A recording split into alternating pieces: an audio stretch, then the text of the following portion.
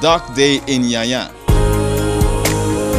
What happened was very, very terrible. The 14th of April 2014 would readily be described as a tragic Monday for people in the Federal Capital Territory, Abuja, and Nigerians as a whole when a bomb exploded in a crowded Nyanya Municipal Motor Park in the early hours of the morning, leading to the death of over 70 people with over 100 injured and hospitalized. A lot of people died, a lot of emergencies, both ambulance.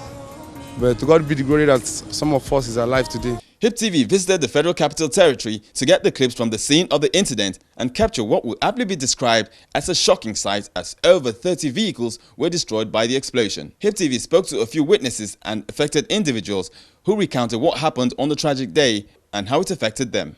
Honestly, since then I have not been comfortable, even up to now. I have not been comfortable.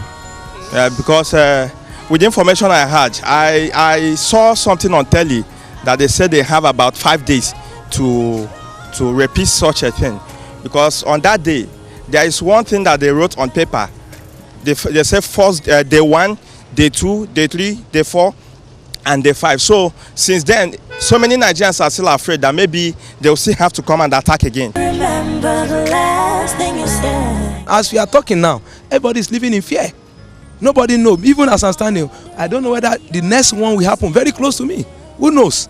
So government need to act very sensitive now, because as the thing is coming gradually, it's telling us that as far as Abuja is concerned, and when it happens, everybody will know what to do. We also visited the General Hospital Asokoro, where most of the victims of the Nyanya blast have been hospitalized and others transferred to other medical centers from limited space. Although strict instructions were given not to conduct interviews with the victims, HipTv captured clips of them in the hospital. We also spoke off camera to the Chief Medical Director of Asokoro General Hospital, Dr. Amadu Abubakar. According to him, the survivors were responding to treatment. The Minister of Defense, Senator Musiliu Obanikoro, was also on ground and made comments about the catastrophe.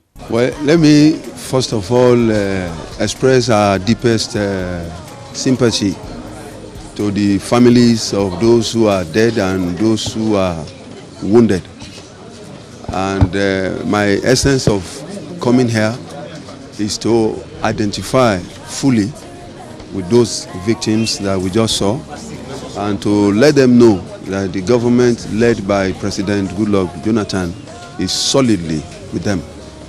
Having said that, I also want to commend the quality of medical treatment that they are getting.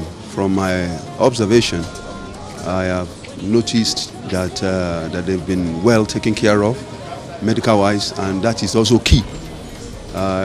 We recognize the incident, the unfortunate incident that happened, but what is also important is that people are getting quality treatment in order to have a speedy recovery. On ground at the hospital was also Senator Smart Adeyemi, Chairman Committee SCT, who donated 1 million naira to 21 victims receiving treatment. One thing is for some of these people to be treated, one thing is for you to feed them, but don't forget that majority of them that you see there, they have children. Okay, so I don't know how many patients you have lying on the bed there. Presently, we have about 23 patients. 23 patients. So this is a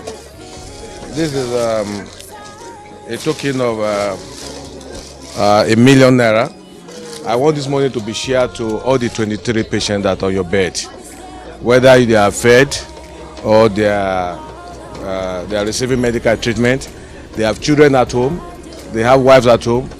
We'll still come back, but for the meantime, because quite a number of my colleagues were on Easter break now, many people are out of the country.